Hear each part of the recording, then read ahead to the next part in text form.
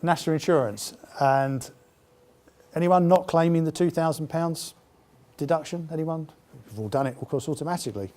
If we've done your payroll, so everyone's getting this £2,000 subsidy. It's being extended to carers. So basically, if you run a domestic payroll now, domestic payrolls were exempted from this bonus, but a lot of carers are employed in the domestic setting. People pay them, and they were excluded from this break. So they've been included this year. So that's I think a welcome extension. And employers' national insurance abolished for under 21-year-olds, which is I think where unemployment is at the highest levels at the moment. That sort of age group. I mean, graduate unemployment's pretty bad as well, but for under 21s, apparently it's at the worst possible level. So, an encouragement for you to take on apprentices who will be exempted from next year, not this coming year. All apprentices will be exempted from employers' national insurance, but for under 21s, it's for 15, 16, they're exempt from employers' national insurance.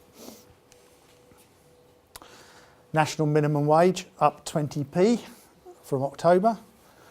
No great surprise there. It went up by 20p last year as well. And it was still roughly 3%, so I didn't have to change the slide. At some point, I no doubt will have to. Childcare allowances were announced last year, so this is not new, but they're coming in, I assume they're coming in this year, and they're going to be legislated for now anyway. And that is basically 20% of cost up to £10,000 per annum per child. So again, that's not new. That was the last year's announcement. A lot of this was announced before or in the autumn, and is now just simply coming through. So that's welcome, I think, for those with children. For those of you, and I'm looking around the room, not too many, I don't think, pay the remittance charge. Now, the remittance charge is a tax on non-domiciled persons who claim to be, who don't pay tax in the UK on their worldwide income. There are only just under 5,000 people in the whole country that actually pay this tax. And it gets a completely unwarranted amount of publicity. You know, it's people like Abramovich, good people like that back proper football clubs that we're talking about here. So I don't see really why he should pay. I think he should be exempt, but anyway, never mind. The remittance charge is going up. When it came in, there was this period of grace for the first 7 years, then basically you were on 50,000 forever and a day. For the first 7 years, it's going to remain in effect free.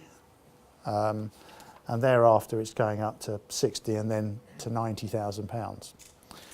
Now, if you're very wealthy, of course, this is a drop in the ocean to you. This is not something to worry about. But a lot of people, I suspect, out of the 5,000 are going to start dropping this or just simply disappearing back where they came from, which I don't think is particularly healthy. This is a political tax. This is not this doesn't really raise money. So it'll be interesting to see what happens with it. There's certainly logicality about this, but that's only for tax people. I won't go into it.